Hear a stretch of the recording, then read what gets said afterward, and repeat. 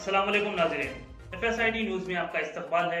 मैं मोहम्मद फारूक। पढ़ते हैं आज की ताज़ा खबर। लस्सी तलब a house of milk shake, new town महबूब नगर। इनके यहाँ लजीज व जायकेदार हर किस्म के milk shake, lassi, smoothie, mocktail, ice cream व दीगर अशिया दस्तयाब है।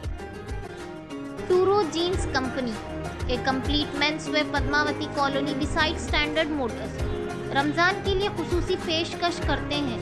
3 जीन्स सिर्फ 1999 रुपीज़, 3 शर्ट्स 1999 रुपीज़ और 3999 रुपीज़ की खरीदारी पर ट्रैवल बैग मुफ्त। आज ही विजिट कीजिए टूरो जीन्स कंपनी, सेल नंबर 9949950111। इस पार्लिमानी इंतखाबात में भारी अक्सरियत से मैं दोबारा कामयाब होऊंगा। महबूब नगर BRS पार्लिमानी उम्मीदवार M श्रीनिवास रेड्डी। महबूब नगर BRS पार्लिमानी उम्मीदवार M श्रीनिवास रेड्डी ने नारायणपेट में BRS कायदीन व कारकुनों से इजलास से खिताब करते हुए कहा कि कांग्रेस की जानिब से ऐलान किए गए 6 गारंटी स्कीमों की अमल आवरी हो रही है या नहीं, ये देखकर आवाम वोट करें। BRS हुकूमत के दौर में अमल किए गए स्कीमात सर फहरिस्त हैं। इस मौके पर साबिक़ा वज़ीर श्रीनिवास गौड़, साबिक़ा नारायणपेट रुकन असेंबली राजेंद्र रेड्डी, देवा कदरा साबिक़ा रुकन असेंबली एल वेंकटेश्वर रेड्डी, साबिक़ा रुकन असेंबली शादनगर अंजैया यादव, मक्थल साबिक़ा रुकन असेंबली राम मोहन रेड्डी के अलावा दीगर कायदीन भी मौजूद थे।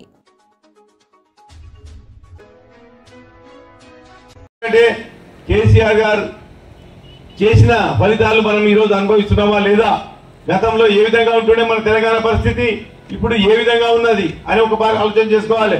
ప్రతి ఒక్కటి ఈ రోజు మనం అభివృద్ధి చెందినమా చెందలేదా అని ఆలోచన చేసుకోవాలి.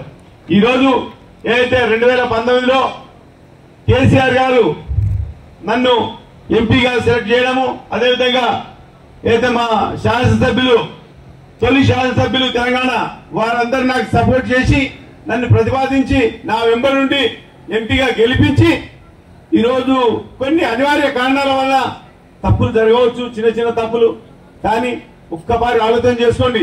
వీళ్ళందరూ కాన్స్టిట్యున్సీలో ఏ విధంగా ఉన్నారు మీకు, అదే ఇప్పుడు గెలిచిన వాళ్ళు మీకు కళ్ళకు కూడా కనిపిస్తలేరు. దాన్ని దృష్టిలో పెట్టుకొని ఈ రోజు మళ్ళీ నన్ను వాళ్ళు ఎంపీగా మీరు ఉండండి ప్రతిపాదించిన సందర్భంలో ఈ కేసీఆర్ గారు ఈ రోజు ఓడిపోయిన విషయంలో కూడా నేను మళ్ళీ మనం మోసం చేయొద్దు, మళ్ళీ కేసీఆర్ గారు ఏపటి ఉండాలి. మంచి సమయంలో వచ్చి ఈ రోజు కష్ట పరిస్థితుల్లో ఓడము మనది భావ్యం కాదు అనే ఉద్దేశంతో ఈ రోజు మళ్ళీ నేను వీళ్ళు ఓడినా నేను ఖచ్చితంగా మళ్ళీ కేసీఆర్ గారి తరఫున వీళ్ళందరి తరఫున మళ్ళీ ఈ రోజు కాంటెస్ట్ చేస్తున్నాం. ఎందువరకంటే ఒకటి మంచి రోజులు ఉన్నప్పుడు ఉండి కష్టాలు వచ్చినప్పుడు ఈ మోసం చేసిన పరిస్థితిలో చేయొద్దనే ఉద్దేశంతో ఈ రోజు నేను ఉంటున్నా. అదేవిధంగా ఈ రోజు చూస్తున్నాం, ఇప్పుడు నేను స్థానికుని, ఇక్కడ వాస్తవంగా నేను మీ అందుబాటులో ఉండడాన్ని ఏ విషయంలో కూడా, ఇప్పుడు ఇంకో విషయం కూడా చెప్తున్నాను, నేను మీ ఇక్కడ ఉన్న సోదరులు కూడా నా ఎంపీ రాష్ట్ర గురించి కూడా మాట్లాడాను. నేను దాన్ని ఖచ్చితంగా నేను క్లారిఫై చేసుకుంటా. ఇక్కడ ఏం జరిగింది అనేది నా దగ్గర అటువంటి చిన్న చిన్న మోసాలు జరిగాయి, నేను ఖచ్చితంగా సరి చేస్తాను. నేను ఎక్కడున్నా కానీ మరి ఎందుకంటే ఎప్పుడు మీ సేవలో ఉండేటవాడు నేను. ఇంకొక విషయం కూడా చెప్తున్నాను, ఈ రోజు నేను మీకు గొప్ప చెప్పుకుంటలేను. ఈ నారాయణపేట జిల్లాలో ఇవాళ మా కంపెనీ ఉద్యోగులు ఎంతమంది వస్తున్నట్టు ఒక్కరోజు కూడా నేను ఇంతమంది ఉద్యోగులు అని చెప్పి ఒకరోజు పేపర్ అనౌన్స్మెంట్ చేయలే.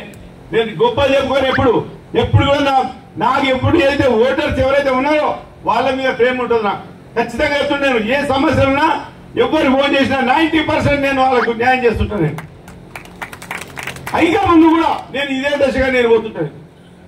అందుకని ఈరోజు చెప్తున్నాను, సరే ఈ ఓట్ల గురించి కాంగ్రెస్ ప్రభుత్వం ఏమేం చేసింది, ఏం సంగతి, ఏం మోసం మాటలు చెప్పింది మీ అందరికి తెలిసే విషయమే.